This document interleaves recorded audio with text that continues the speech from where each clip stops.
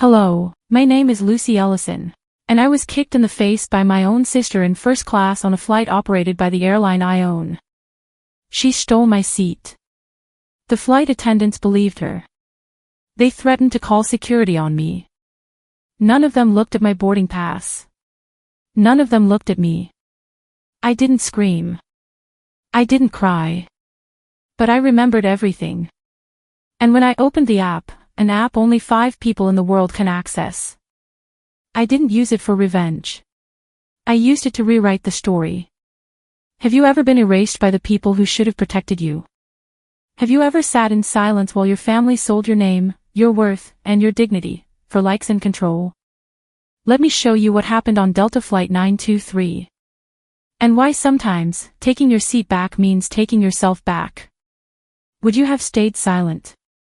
The plane smelled like lemon-scented wipes and freshly reheated coffee, the kind of sterile clean that doesn't mask the fatigue baked into a cabin from thousands of stories layered seat by seat.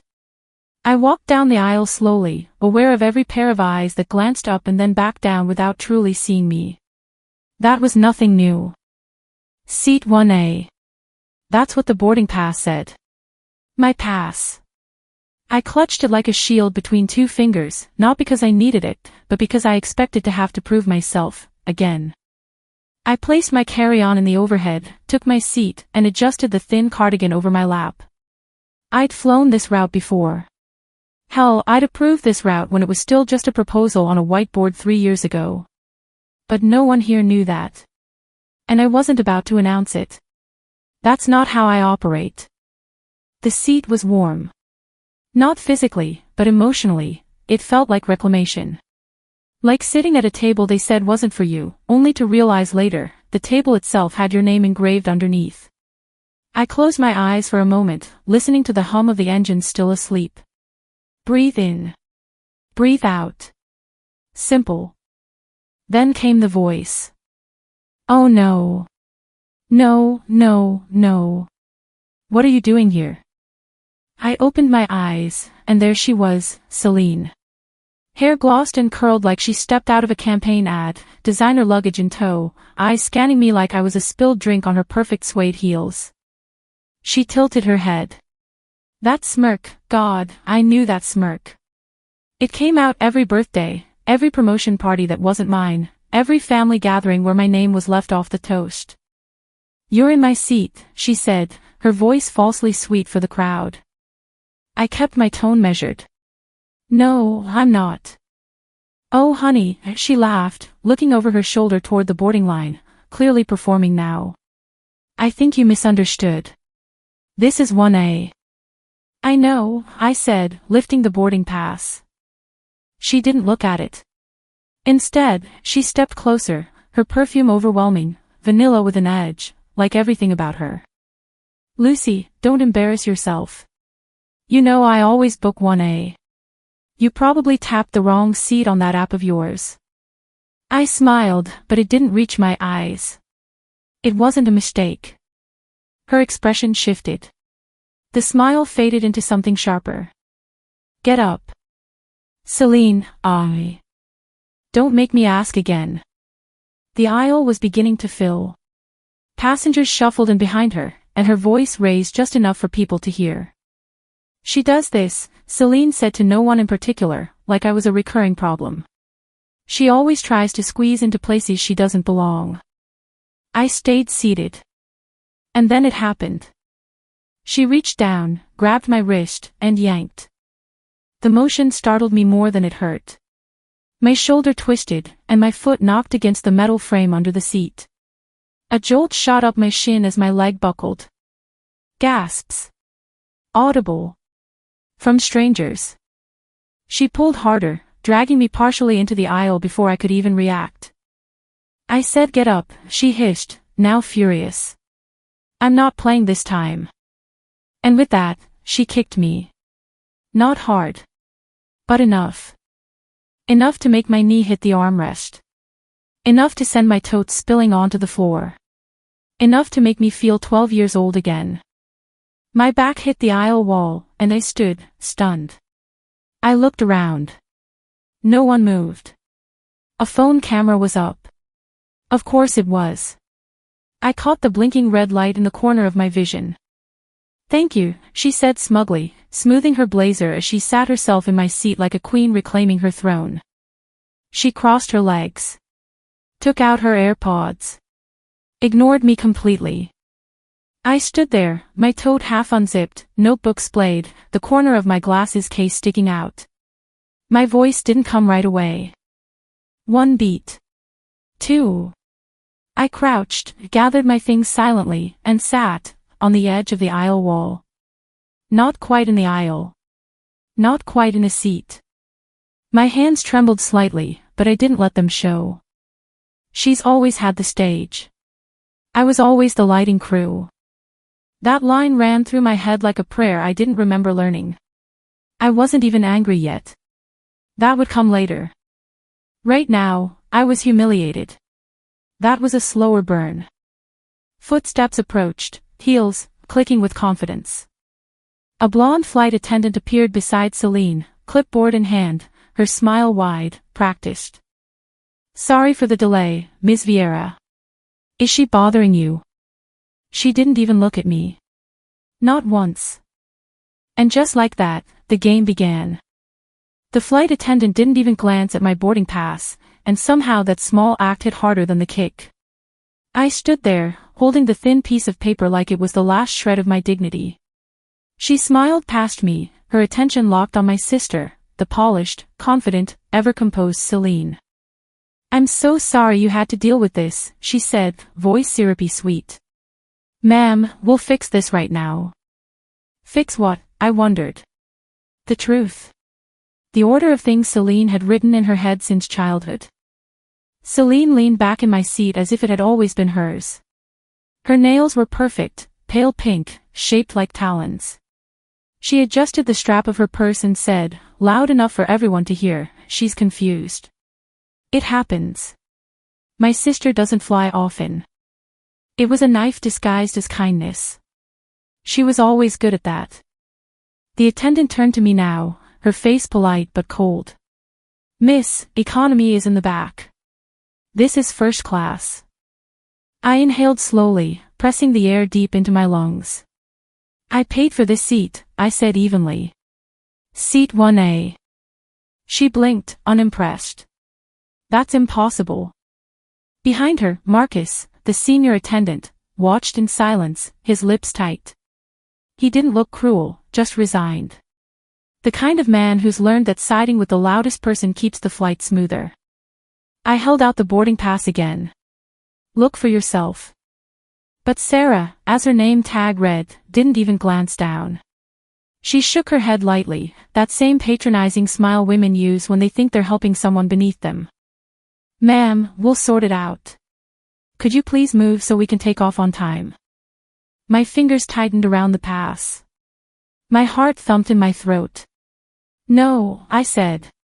Not loud. Just final. Celine sighed like I was an inconvenience, like she was dealing with a child in the cereal aisle. "Lucy," she said, using that tone that still made me flinch inside, "don't make this harder than it needs to be. You've done this before, mixing things up." The passengers nearby began whispering. Someone coughed. A phone camera lifted again. I felt myself split in two, half of me still the quiet sister who kept peace at any cost, and the other half a woman realizing that silence only ever built the stage for her humiliation. Sarah stepped closer. "Ma'am, if you don't comply, I'll have to call security." The word security dropped like ice water. It wasn't a threat, not really, it was procedure. But it carried the weight of judgment. People turned their heads. No one asked what had happened. They just assumed I was the problem. I exhaled through my nose. "You haven't even looked at the boarding pass," I said softly. "I don't need to," she replied. There it was. The whole truth in 5 words. I didn't look like someone who belonged in seat 1A. Memories flickered, sharp and bright.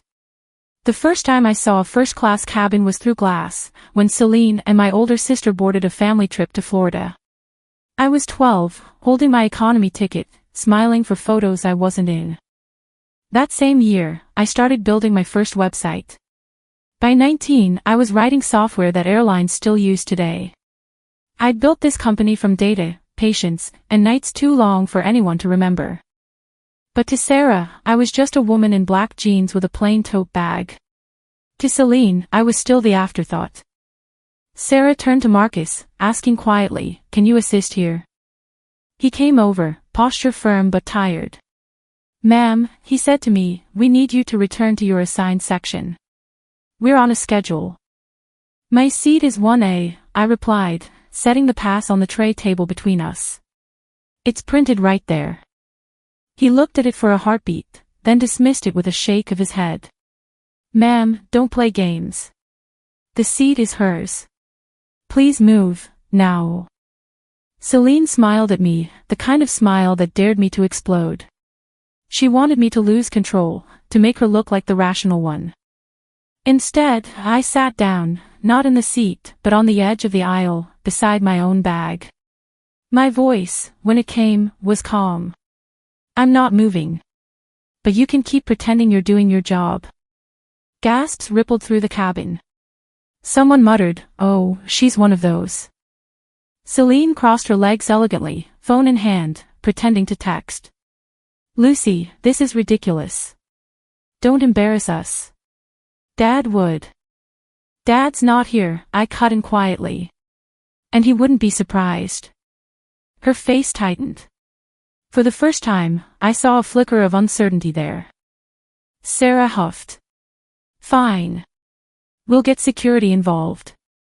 She pulled a small device from her pocket, tapping buttons. Marcus leaned toward her. "Do we really want to escalate?" Celine spoke before she could answer. "It's fine. She does this. We've had issues before. She's not well." That stung. Deeper than the kick. Deeper than the stares. I bit the inside of my cheek until I tasted iron. The words hung in the air like static. She's not well. It was her favorite way to erase me. Once at a wedding. Once at Christmas. Always behind a smile. Sarah nodded sympathetically at Celine. "I understand. Some passengers just can't handle travel stress." I laughed under my breath. It wasn't humor, it was disbelief. Travel stress. That's a creative way to describe theft. Marcus shifted uneasily. "Ma'am, please don't make this difficult." "I'm not making it difficult," I said. "You are." Silence. The kind that stretches like rubber, waiting for someone to snap it. Celine looked around, gesturing lightly at me. "See? This is what she does. Creates drama. I told her not to come. She always ruins everything."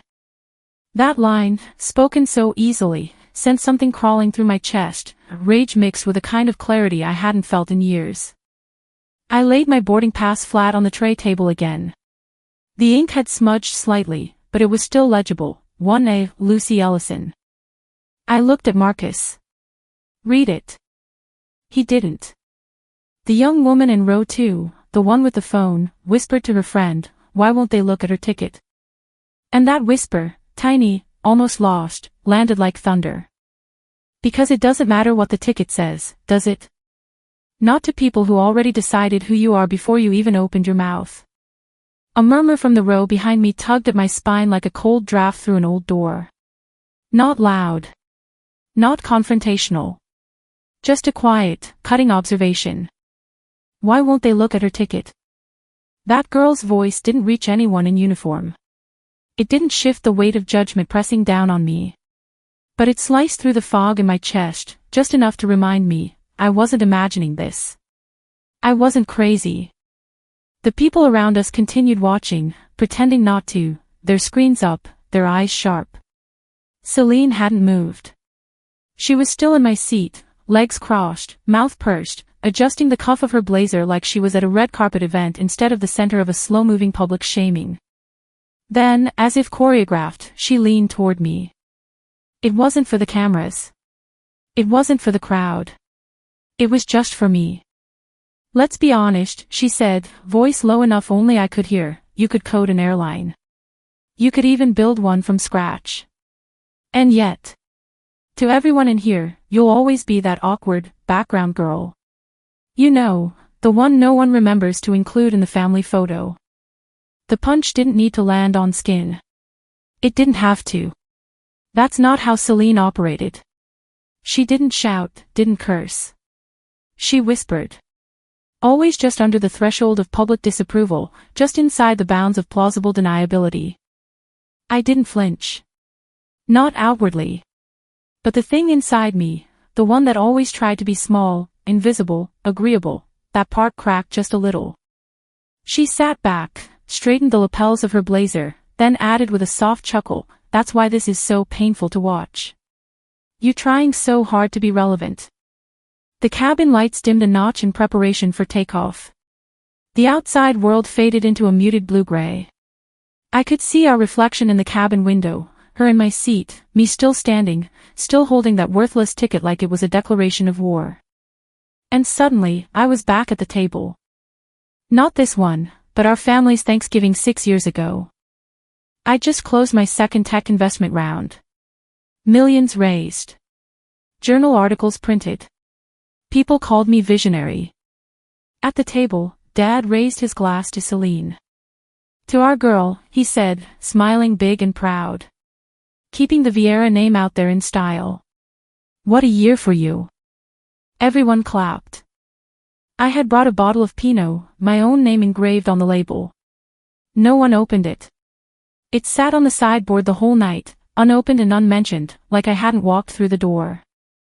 That scene floated up like steam from a cracked pipe, impossible to ignore. Back on the plane, Celine stood suddenly and brushed imaginary lint from her sleeve. "They love a good story," she said, louder now. "Especially the kind with sparkle. Just not one that comes in quiet." She gestured vaguely in my direction without looking at me. There was no rage on my face. No tears. Just this strange, boiling stillness. My hands were steady. My breathing calm. But my mind was a tidal wave behind a glass dam.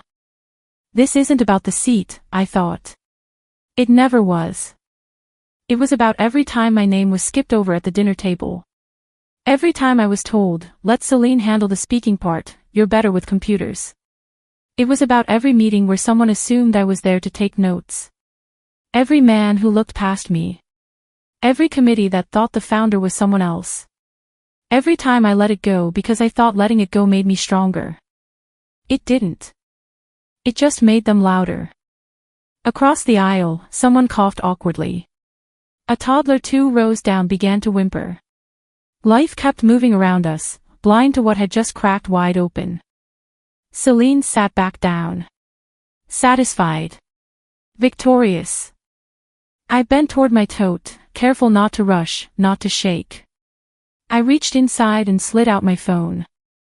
I didn't open my camera. I didn't plan to record anyone. Instead, my thumb hovered over an icon that wasn't public. An app with no name, no splash screen. One only 5 people on this planet had access to. I tapped it. It opened instantly, bypassing the usual authentication, because it recognized the device as mine. And because I wasn't done being quiet. I was done being dismissed. For a long moment, I didn't move. Not out of fear, but out of calculation. My finger hovered above the screen, just long enough for my pulse to steady and my breath to match it. Then I logged in. The interface loaded with silent precision. No flashing logo.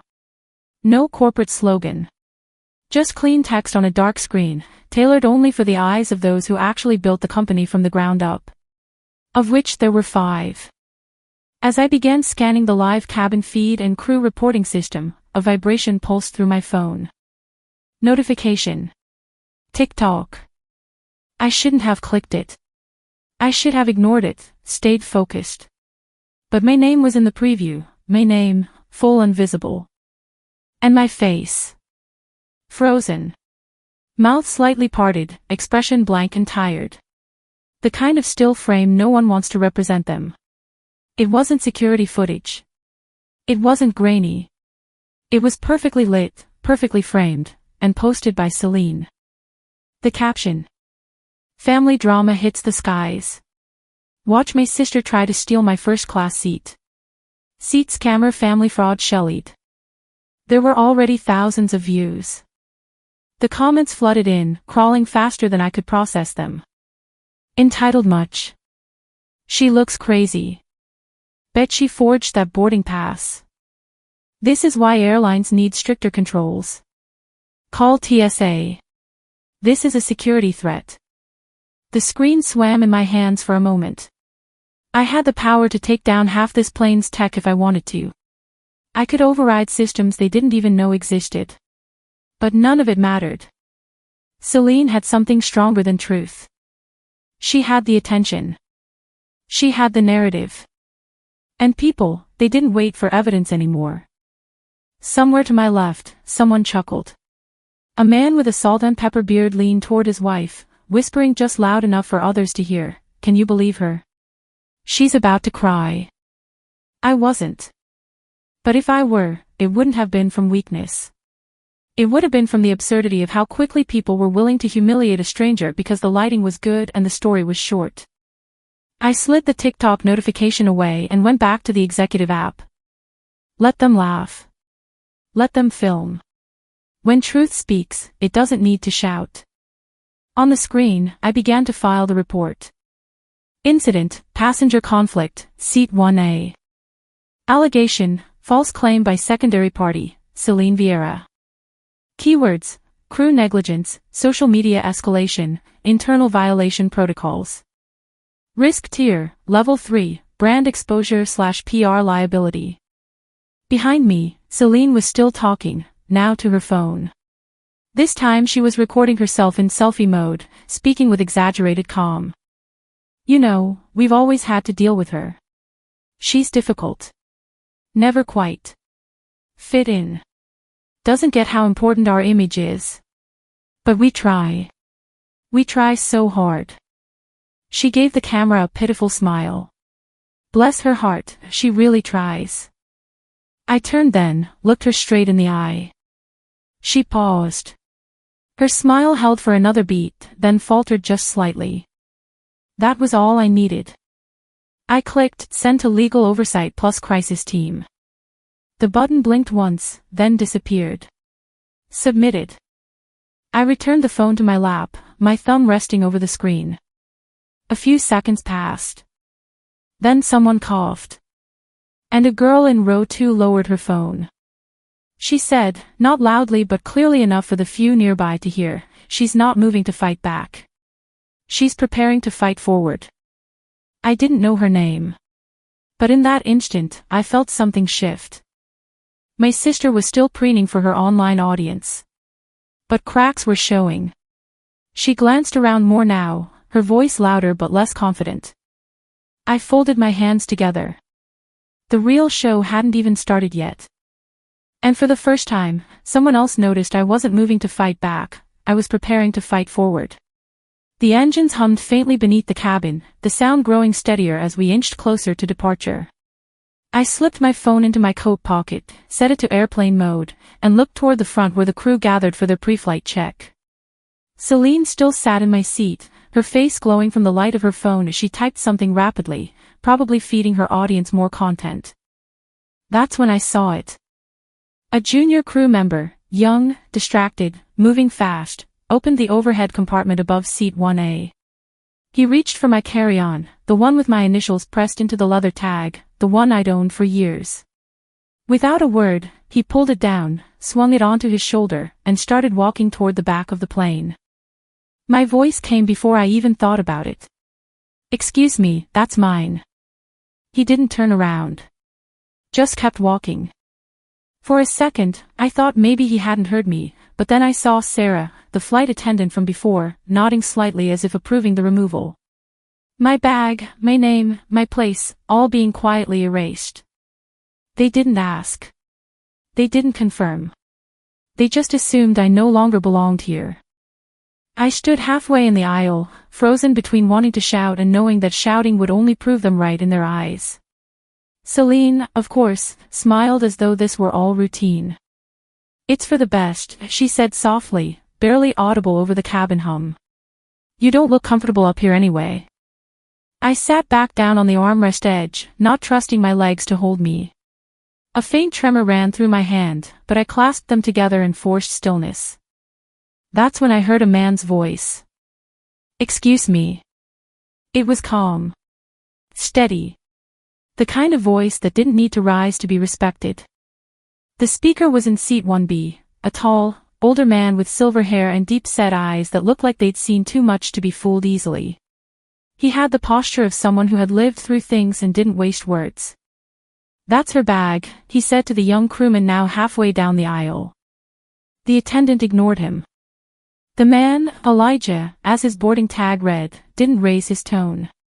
He simply repeated, I said, that's her bag. Sarah turned sharply. Sir, please remain seated. We're preparing for takeoff. Elijah kept his gaze on her. You're preparing for the wrong kind of takeoff if this is how you treat people. For a moment, no one spoke. Then he turned slightly toward me, and our eyes met. I've seen this before, he said softly. They make it hard so you'll give up. But don't. Not this time. The kindness in his voice hit me harder than Celine's insults. It wasn't pity, it was recognition. The kind of empathy that came from lived experience. My throat tightened, but I nodded slightly. I'm not planning to. A memory flickered. I was 12 again, standing outside my father's office door.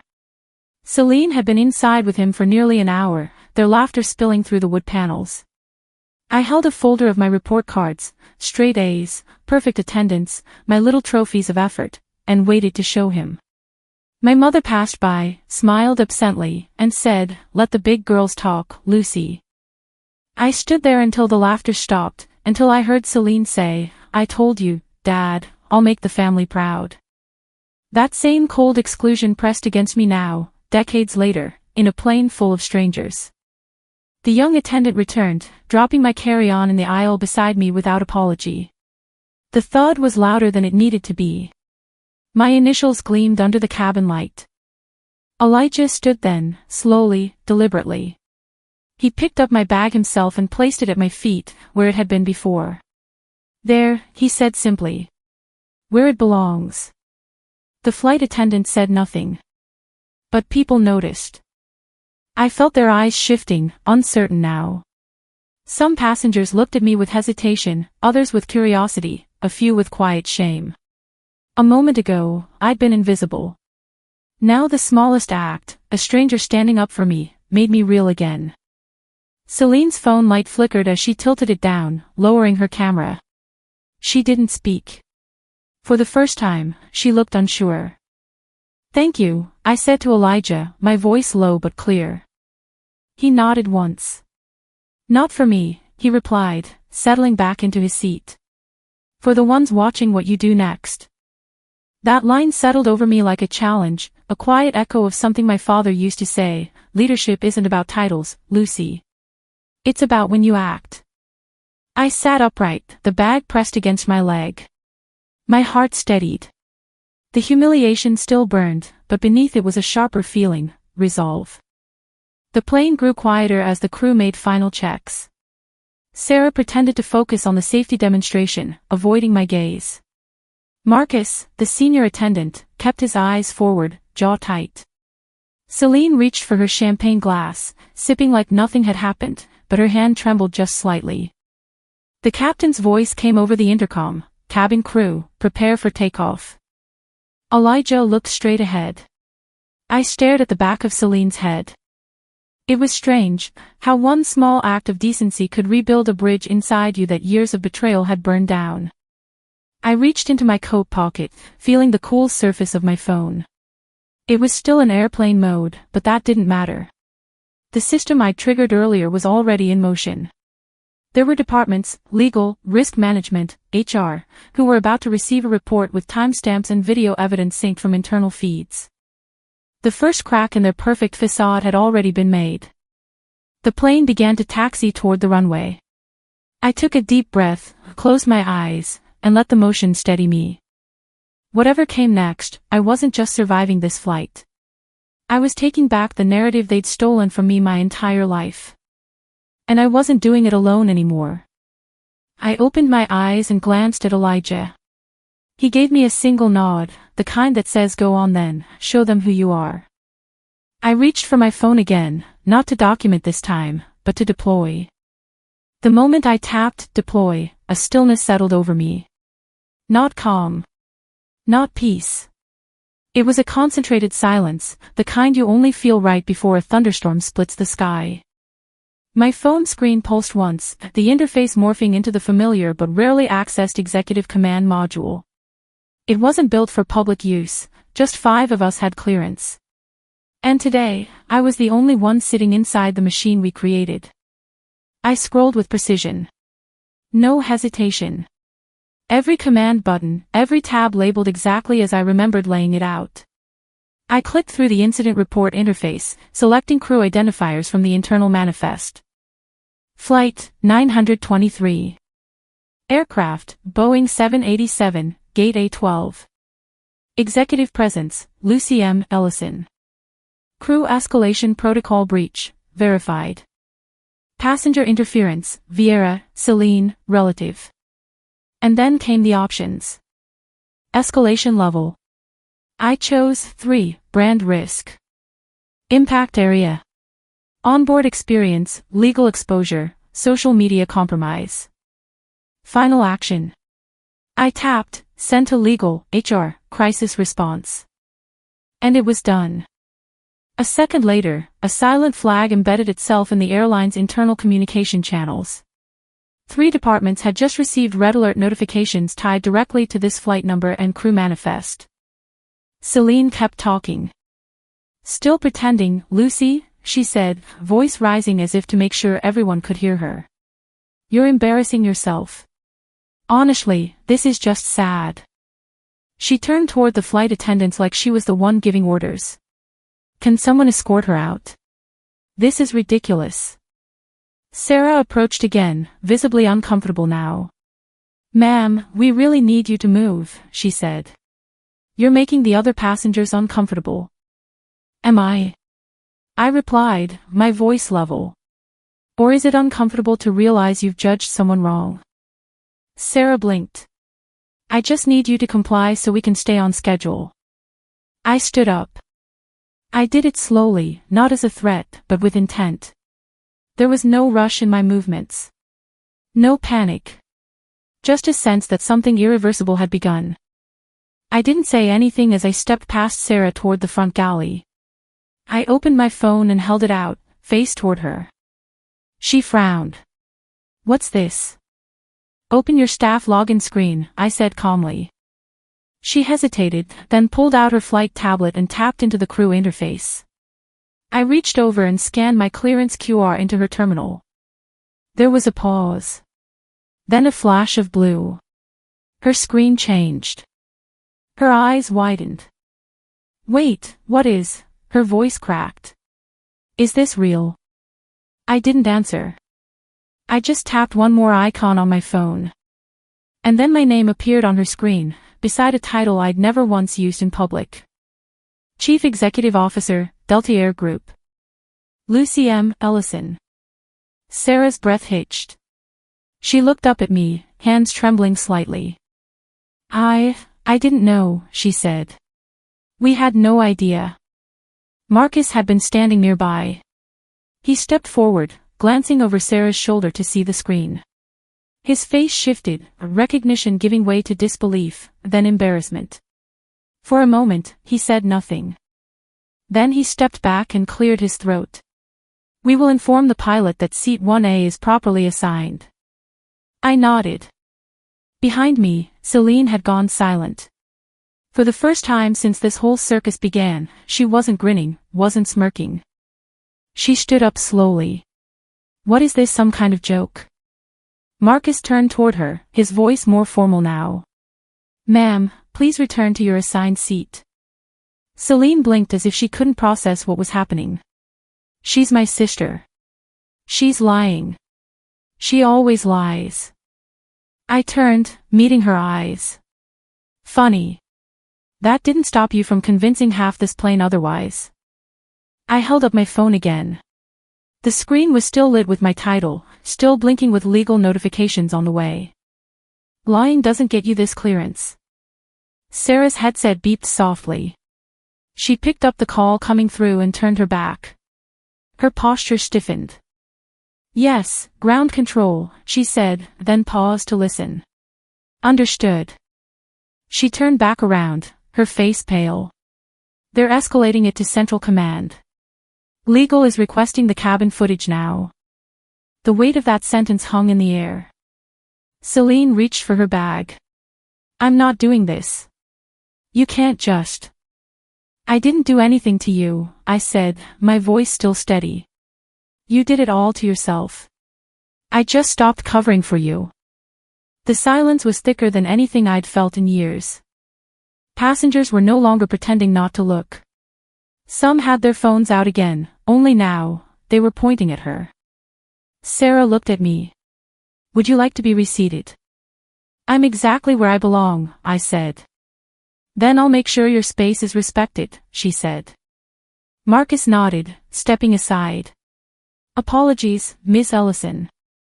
Lucy, I corrected gently. Just Lucy. I walked back down the aisle. This time, nobody blocked me. Nobody questioned me. Celine stood stiff beside seat 1A, her mouth slightly open, unsure whether to sit, speak, or vanish. I gestured toward her seat. You'll want to head back to where you were assigned. Before this gets worse. Her face flushed, but she didn't speak. Didn't dare. She picked up her designer bag, heels clicking softly on the carpet as she turned and walked, no longer confidently, no longer upright. Just defeated. I sat in seat 1A. Adjusted the armrest. Crossed my legs. Pulled out my phone.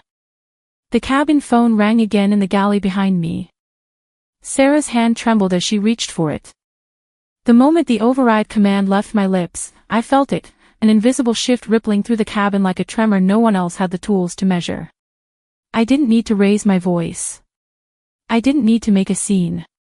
The system I built was already unfolding itself beneath their feet, reorganizing everything from passenger logs to crew accountability reports in real time. And that's when the ground stopped moving, but the entire sky flipped. Sarah answered the cabin phone with a hand that visibly trembled. Her voice, once firm and automatic, softened into staccato fragments. Yes, I'm with her now. Yes, sir. I understand. Copy that. She hung up and turned to me slowly. Her posture no longer carried that brittle confidence.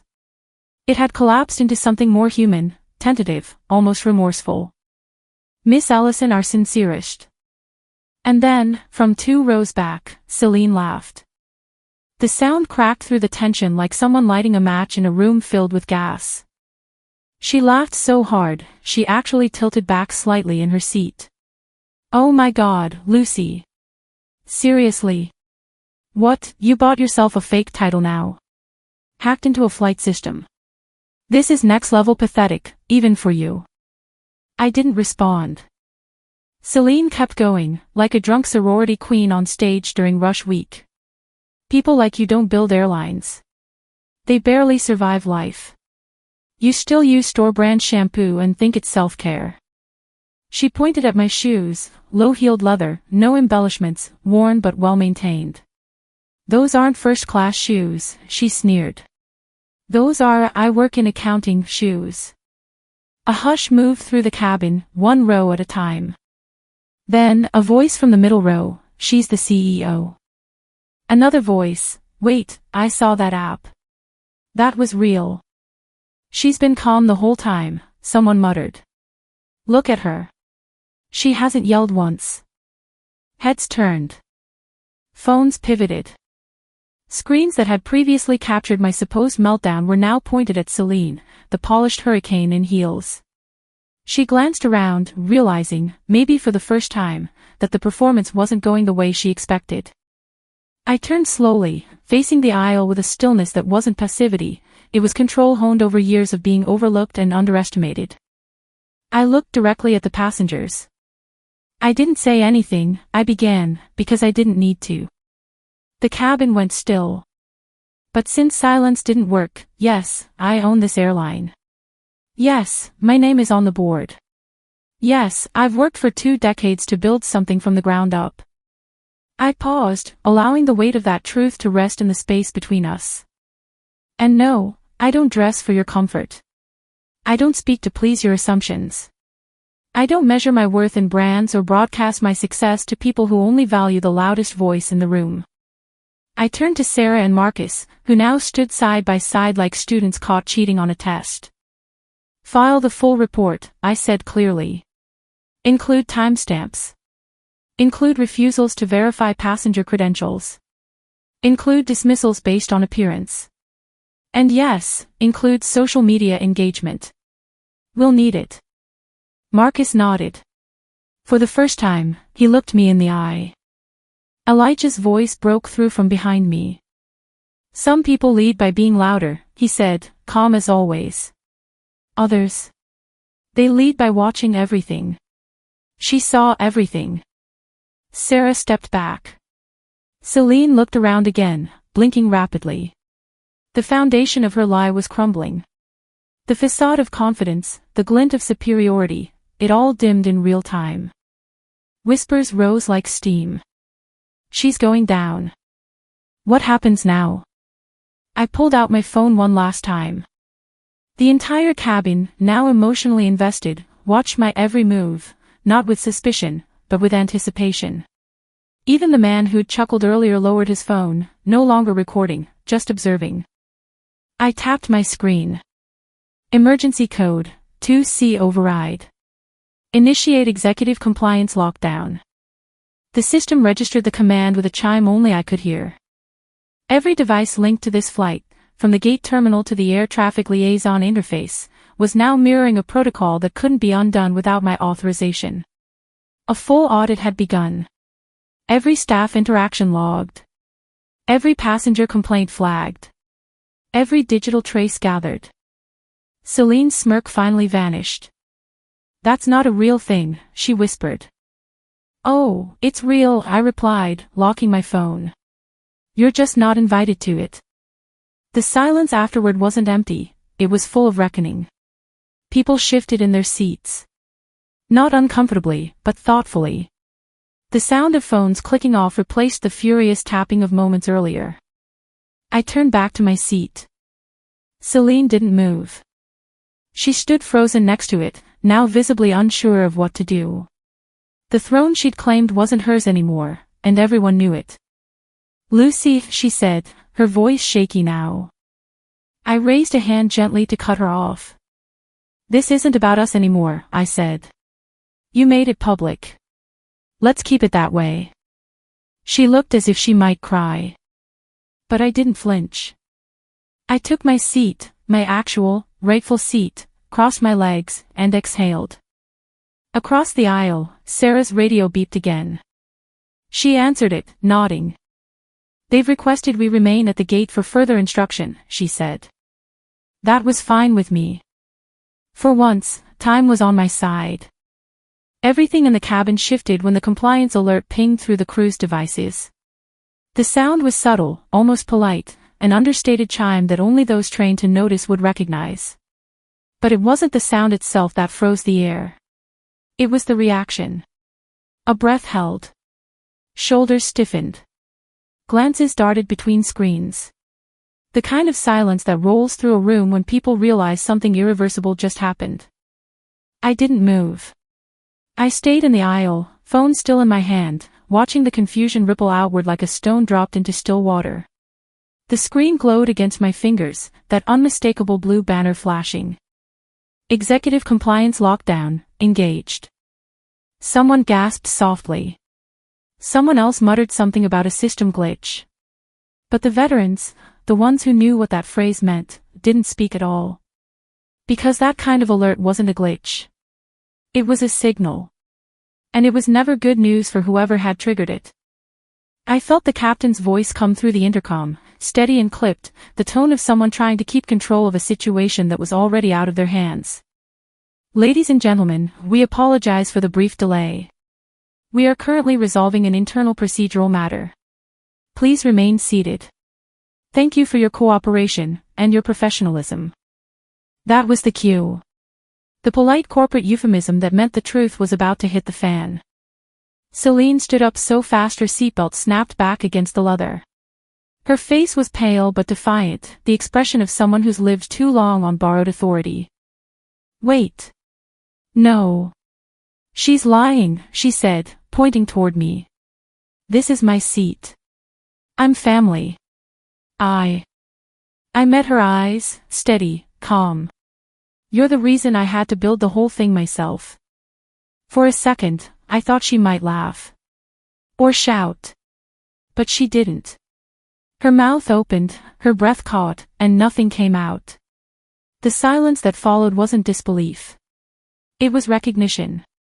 The kind that stings because somewhere deep down, she already knew the truth. I raised my phone again, opened the document I'd been holding onto for months, and rotated the screen toward the cabin. The logo glinted at the top, the seals stamped in digital silver. Ownership certificate, Delta Air Holdings. 61% majority shareholder. Lucy M. Ellison. You could feel the shift before you saw it, the way the air went thin, like everyone forgot how to breathe at once. Faces turned. Brows lifted. A few people leaned forward to see the screen better, their curiosity momentarily outweighing their sense of decorum. Even the lead flight attendant, Sarah, trained to stay unshaken through emergencies, stumbled back half a step. Her hand covered her mouth before she caught herself. Celine sat down. Hard. Her knees buckled under the weight of something heavier than gravity. She looked small now, shrunken in the wide first-class seat she'd stolen from me, her knuckles white against the armrest. Not ashamed, she'd never allow herself that, but utterly lost.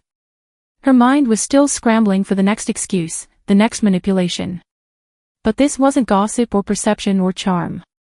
This was a legal document, time-stamped and sealed by the Department of Transportation. Facts don't care about charisma. I turned toward Sarah. Her tablet was clutched to her chest, eyes wide as if awaiting a verdict. File Celine Vieira under Code 8, I said clearly. Passenger misconduct against an executive officer. Attach all security footage and update her no-fly risk profile. Sarah hesitated only a moment before nodding. Her professionalism returned like armor. She began typing swiftly, fingers shaking but determined. Then I shifted my gaze to Marcus, the senior attendant who'd been complicit in the charade, guiding me to the back row earlier like some economy-class ghost. He swallowed hard. Please retrieve my bag, I said quietly. Seat 1A is ready for me now. He didn't argue. He didn't speak. He just turned and moved, quick and efficient, like a man suddenly aware of the line between duty and decency. As I walked forward, every step felt heavier, but earned. I'd spent too long pretending to be smaller, quieter, easier to overlook. Every condescending laugh, every veiled dismissal, every, "we just want what's best for you," had built this moment brick by brick. Now, they could all see what best really looked like. Celine stared straight ahead, unblinking. Her world had just collapsed, and she couldn't even process the sound. The hum of the engines, the murmur of whispers behind her, it all blurred into static. Her reflection in the cabin window looked like someone else entirely. Marcus met me near the front row, setting my bag down gently beside seat 1A. He didn't say a word, just nodded once, a gesture that, in its silence, held more respect than any apology could. I sat. Slowly. Intentionally. Crossed my legs. Let my hands rest on my lap. The silence stretched for several long heartbeats. Then, from somewhere near the middle rows, came a single clap. It startled everyone. Then another joined it. Then a third.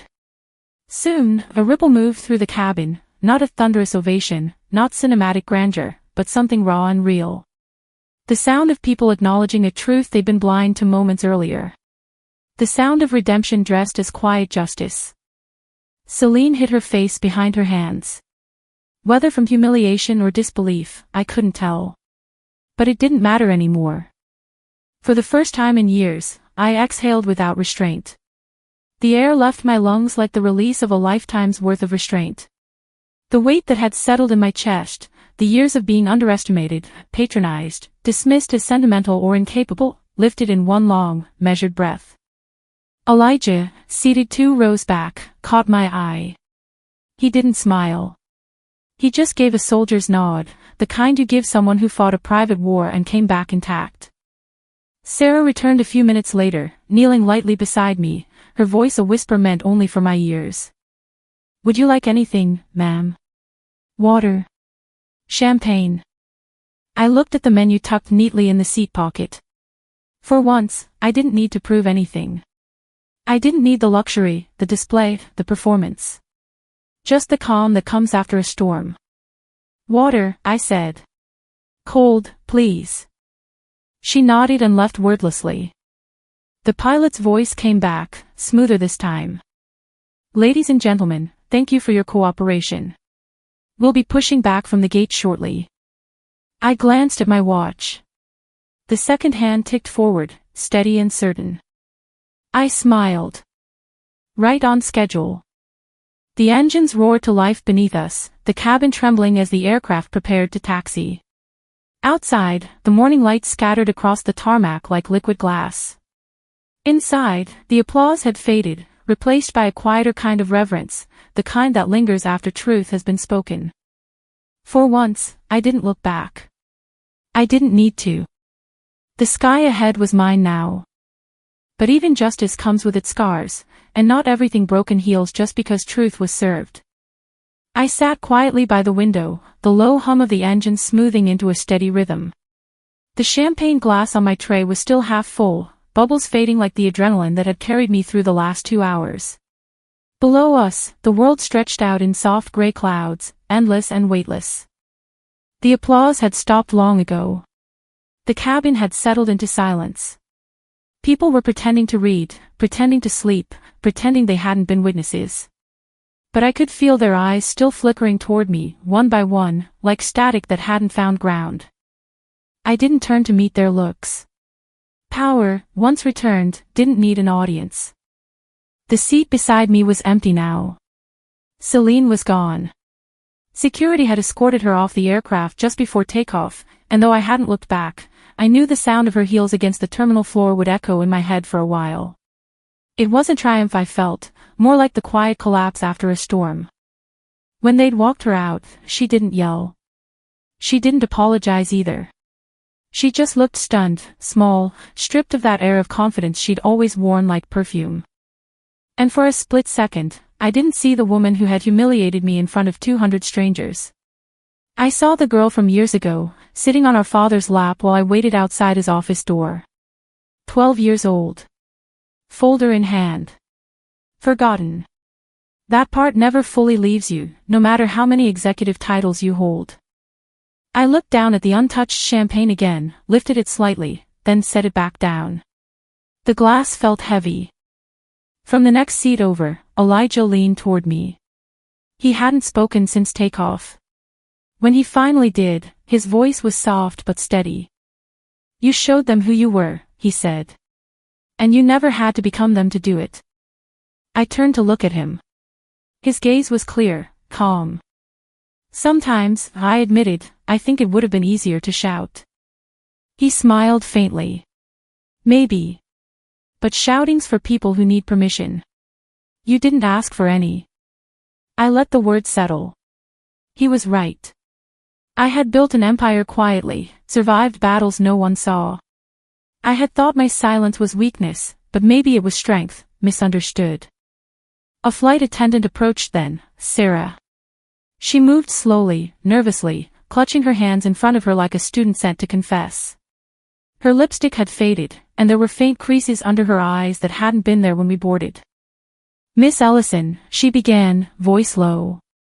"On behalf of the Delta Air crew I want to say thank you. And I'm sorry." I studied her face. Not to intimidate her, but because I wanted to remember it, the look of someone realizing too late how easily decency could have changed everything. I nodded once. "Put it in the report," I said. "That's where it matters." Relief flickered through her features. Yes, ma'am. She turned to go, but I stopped her with a small, almost kind tone. And Sarah, take care of yourself. Don't let this make you bitter. She blinked in surprise, then nodded quickly and left. When she was gone, I reached into my bag and pulled out my laptop. The familiar glow of the screen washed over my hands. I opened a new email, subject line already clear in my mind. Internal Review Protocol Activation, Flight 923. My fingers moved automatically, typing the message with precision. All flight crew present to be placed under immediate review for escalation bias. Recommend mandatory retraining, evaluation of onboard accountability, and inclusion awareness.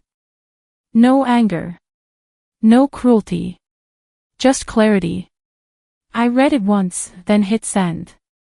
Afterward, I closed the lid and leaned back. The hum of the engines was softer now, almost comforting. I took a small sip of the champagne. It was warm, flat, nearly flavorless. Fitting, I thought. Victory doesn't always taste sweet. Out of the corner of my eye, I noticed a reflection in the window, me, sitting exactly where I was supposed to be all along. For the first time, the view wasn't about proving I belonged there, it was about knowing I always had. They finally saw me, I thought. But it wasn't the seat. It was the silence I carried like steel. And the choice to break it when it mattered. The plane rattled slightly as we hit a pocket of turbulence. A few gasps scattered through the cabin. I held my glass steady. Beside me, Elijah chuckled softly. They're fine, he said. The air's just adjusting to altitude. I smiled faintly. Maybe that's what this is, too. Adjustment. He nodded. Yeah. You changed the air in here. We sat quietly for a while. The seatbelt sign chimed off. People moved again, slower, gentler. The kind of stillness that follows understanding, not fear. When I finally turned on my phone, there was a message waiting. Unknown number. Aunt Lucy. I saw what happened. I'm proud of you. The sender was my youngest niece. Celine's daughter. I stared at it for a long moment, the words blurring softly before my eyes. My throat tightened, but the tears didn't come. They weren't the kind that fell. They just lived there, quiet and full. I typed back, be better than us. Then deleted it. Wrote instead, thank you, sweetheart. I closed my phone and let it rest in my palm. The screen went black, reflecting only my face. Older now. Calmer. But still me. The legacy I leave, I realized, doesn't start with the company's name or the headlines that would come later. It starts with her, the next generation watching, learning what strength looks like when it isn't dressed in anger or ego. Outside, the clouds parted, revealing streaks of gold from the setting sun. They lit the cabin in quiet amber, softening the sharp lines of everything that had happened. I glanced at the empty champagne glass and smiled. Some seats, I thought, are never really about comfort. They're declarations of presence. And this one, this seat I fought for, this moment I earned, was mine. Some stories aren't just about revenge, they're about recognition. This wasn't a fight over a seat. It was about finally being seen, after years of being silenced by those who claim to love you. When family turns their back and the world joins them, would you stay quiet or stand your ground? What would you have done on Flight 923? If this story moved you, or made you think of someone in your own life, drop a comment below. Let's talk about it.